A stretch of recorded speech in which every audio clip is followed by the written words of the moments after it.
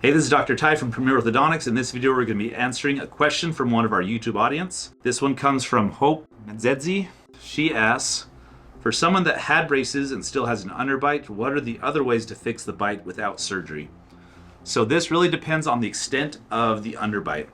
We actually made an entire video that outlines how we fix underbites with braces.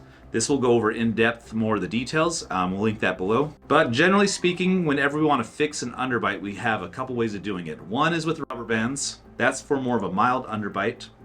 That's not too bad. If we only need to move the teeth maybe 1 to 2 millimeters, rubber bands alone will probably work. If we need to move more like 4 to 5 millimeters, that's where we may need to have some extractions done on the lower arch. If we take out some teeth on the bottom, usually the bicuspids, that gives us, that each bicuspid is about 8 millimeters, and we can use that space to pull those bottom teeth back. If the underbite is beyond 8 millimeters, that may not be possible to fix without surgery. So teeth have to move within the jawbone, and anything beyond that 8 millimeter mark is usually beyond where the bone is. And so if we try to move the teeth past where the bone is, you'll actually move the teeth outside of the jawbone, which is not ideal. You're going to get gum recession, you're going to get a lot of bad effects. So those are the cases that need to have surgery. There's not a real good way to fix it. So for your bite specifically, it's hard to say what's going to work best. It really depends on the severity of your bite.